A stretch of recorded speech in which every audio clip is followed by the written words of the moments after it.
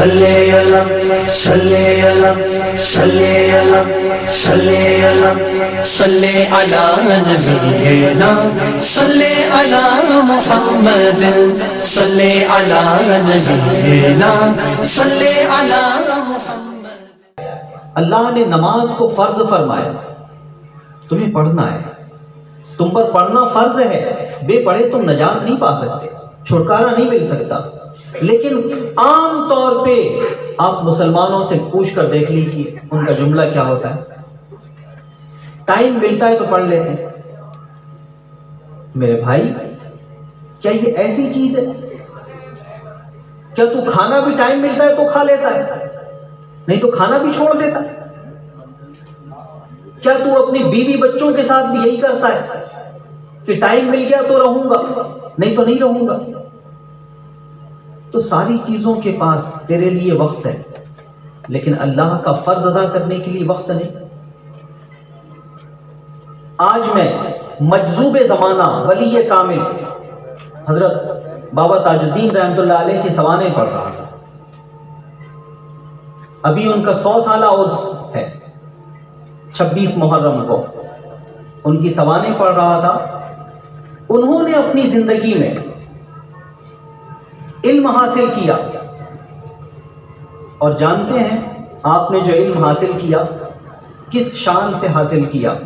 جب ان کی عمر تقریباً 14-15 سال کی رہی ہوگی، درسگاہ میں بیٹھے تھے، ایک بزرگ آئے۔ ان بزرگ نے اپنے منہ میں کھجور یا کھلی کا ٹکڑا ڈالا، آدھا خود لے لیا اور آدھا بابا تاج الدین رحمۃ اللہ علیہ جو کہ مدرسے میں بیٹھ کے پڑھ رہے تھے انہیں دیا۔ بابا تاج الدین نے اسے فوراً لے لیا اور اسے کھا لیا۔ اسے کھایا، کھانے کے بعد ان کے دل کی دنیا کا رنگ بدلنا شروع ہو گیا۔ اب انہوں نے جو بات ارشاد فرمائی تھی میں وہ بتانا چاہتا ہوں۔ ان بزرگ نے عبداللہ شاہ بابا رحمۃ اللہ علیہ بابا تاج الدین سے جو فرمایا، انہوں نے فرمایا کہ بیٹا کم بولو، کم سو، کم کھاؤ۔ اتنی بات تو آپ کو بھی کہیں نہ کہیں مل جاتی ہے، کم بولو، کم سو، کم کھاؤ۔ اگلا جملہ جس کی طرف توجہ دلانا چاہتا ہوں، اسلام سے اور قرآن سے ہمارے بزرگوں کو محبت کیسی تھی؟ عبداللہ شاہ بابا تاج الدین بابا سے کہتے ہیں، اور قرآن ویسے پڑھو جیسے رسول اللہ پڑھا کرتے تھے۔ قرآن ویسے پڑھو جیسے رسول اللہ پڑھا کرتے تھے صلی اللہ علیہ وسلم۔ سوچے مسلمانوں، آپ ایک ولی جو منصب ولایت پر فائز ہو چکا، دوسرا فائز ہونے والا ہے، اسے نصیحت کیا کر رہا ہے؟ تمہیں قرآن صرف ایسے نہیں بس اٹھایا، ایک سطر پڑھی، 2 سطر پڑھی، پیج پلٹے اور رکھ دیے، بلکہ تمہیں تو قرآن سے اتنی محبت پیدا کرنی ہے۔ نبی کریم علیہ السلام کیسے پڑھتے تھے؟ کس محبت کے ساتھ پڑھتے تھے؟ کس لگاؤ کے ساتھ پڑھتے تھے؟ حضور کس لگاؤ کے ساتھ پڑھتے تھے اسے بھی دیکھیں۔ جو عبداللہ شاہ بابا تاج الدین کو کہہ رہے ہیں ویسے پڑھو جیسے رسول اللہ پڑھا کرتے تھے۔ حضور کیسے پڑھا کرتے تھے؟ ابو جہل جیسا دشمن خدا وہ کافروں کو کہتا وہ کچھ قرآن پڑھیں، سنا مت کرو۔ جب محمد قرآن پڑھیں سنا مت کرو۔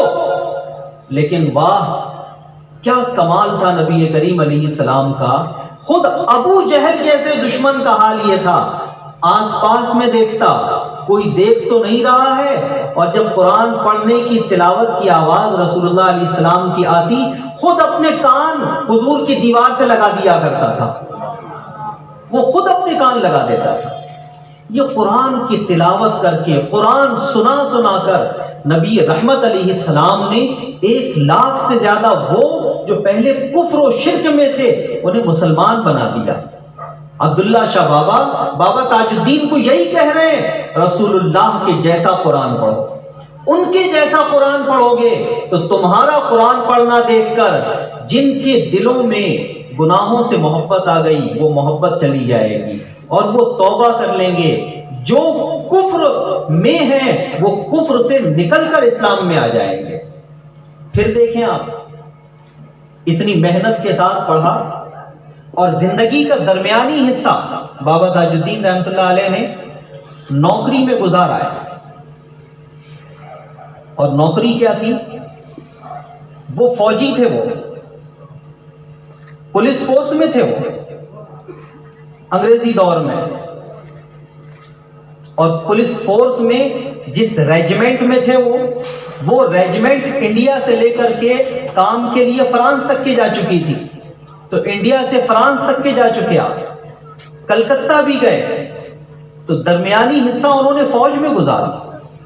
لیکن ان مجذوب کی صحبتوں کا جو اثر تھا وہ کچھ اور تھا. آپ اس کا اثر دیکھیے. یہی بابا تاج الدین رحمۃ اللہ علیہ ان کے سوانح نگار لکھتے ہیں کہ بابا تاج الدین فوج میں بھی رہے، مگر چاہے گھمسان کی جنگ ہو رہی ہو یا پڑاؤ ہو، نماز کا وقت جب ہوتا تو بابا تاج الدین سب چھوڑ کے پہلے نماز پڑھا کرتے تھے.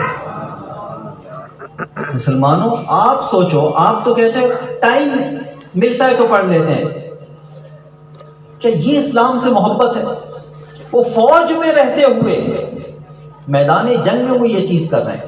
قرآن پڑھانے کا آپ جذبہ بھی دیکھیں، کیسا انہیں قرآن سے لگاؤ تھا، قرآن سے محبت تھی. 2 فوج کے اعلی انگریز افسران، جب آپ کلکتہ میں رہے ہیں اس دوران انگریزی فوج کے 2 بڑے اعلی افسران، ان دونوں کو بابا تاج الدین نے قرآن پڑھایا ہے. انہیں قرآن پڑھایا ہے، اسلام کی دولت عطا کی ہے. تو وہ قرآن پڑھا کر کے وہ دولت اسلام عطا کر دیا کرتے تھے. آج مسلمان ہم کہاں ہیں؟ قرآن سے کتنا دور ہو چکے ہیں، اسلامیات سے کتنا دور ہو چکے ہیں. یہ ہماری بھی ذمہ داری ہے. ہم قرآن مجید سے لگاؤ پیدا کریں، محبت پیدا کریں، اسلامی اقدار و روایات کے اپنے آپ کو پابند بنائیں. آپ اپنے گھروں کا جائزہ لیجیے، اپنی اولاد کی صحیح تربیت کیجیے.